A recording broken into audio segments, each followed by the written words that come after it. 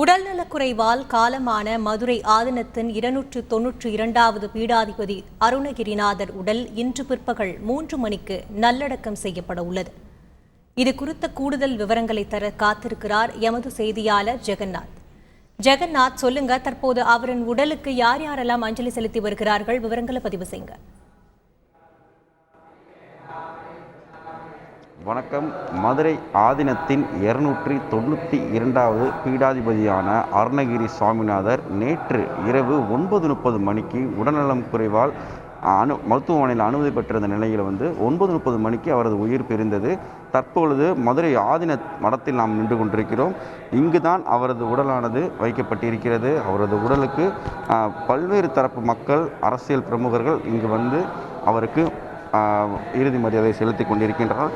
குறிப்பாக ஆதீனத்தின் உடலானது நேற்று இரவு பார்த்தீர்களானால் கோவை காமாட்சிபுரம் ஆதீனம் மற்றும் திருவாடுதுறை ஆதீனம் மற்றும் இளைய மதுரை ஆதீனம் ஆகியோர் நேற்று நள்ளிரவில் பார்த்தீர்களானால் சிறப்பு அஞ்சலி செலுத்தினர். அது மட்டும் இல்லாமல் தமிழகத்திலிருந்து பல்வேறு ஆதீனங்களும் இங்கு அஞ்சலி செலுத்த இருக்கின்றனர்.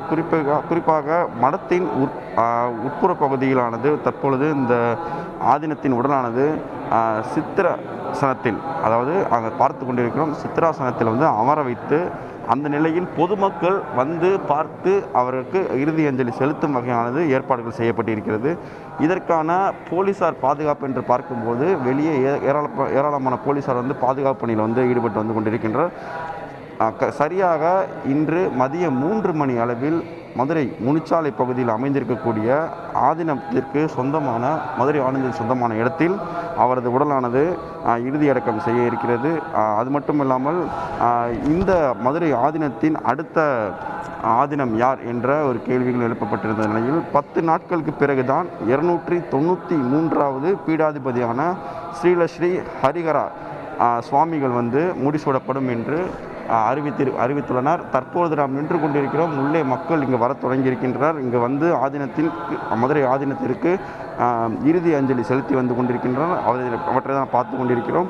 பொதுவாகவே மதுரை ஆதீனத்தான அருணகிரிநாதர் அவருக்கு அரசியல் பிரமுகர்களிலிருந்து, திரைத்துறையிலிருந்து ஏராளமான பிரபலங்கள் அவருக்கு மிகவும் அறிமுகமானவர்கள். குறிப்பாக எம்ஜிஆர், கலைஞர், ஜெயலலிதா போன்ற மூத்த அரசியல்வாதியுடன் நெருங்கிய நட்பின் ரீதியாக இருந்து வந்தவர். அது மட்டும் இல்லாமல் இவர் 40 வருடங்களாக மதுரை ஆதீனத்திற்கு ஆதீனமாக இருந்து வருகிறார்.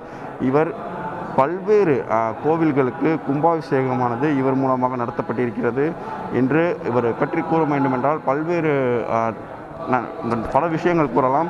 குறிப்பாக 1980ஆம் ஆண்டில் தான் தொடர்ந்து 40 அப்போதிருந்து 40 ஆண்டுகளாக இங்கு மதுரை ஆதீனத்தில் இவர் மதுரை ஆதீனமாக இருந்து கொண்டிருக்கிறார்.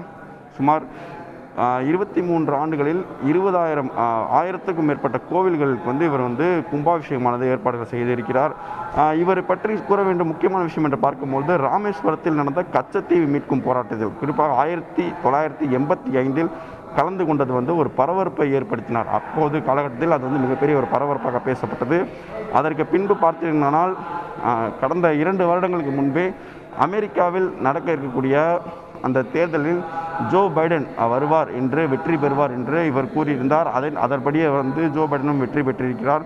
இது போன்ற பல்வேறு விஷயங்கள் மதுரை ஆதீனத்திற்கு பெருமை தரக்கூடிய விஷயங்களாக கூறுவதற்கு நிறையாக இருந்தாலும் இந்த மதுரை ஆதீனத்துடைய இந்த இழப்பு என்று பார்க்கும் பொழுது மக்களுக்கு மிகவும் ஒரு வருத்தமான செய்தியாக தான் இருக்கிறது.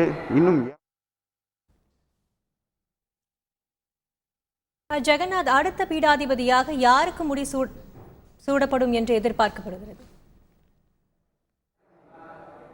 293. உங்கள் விரிவான தகவல்களுக்கு நன்றி ஜெகநாத்.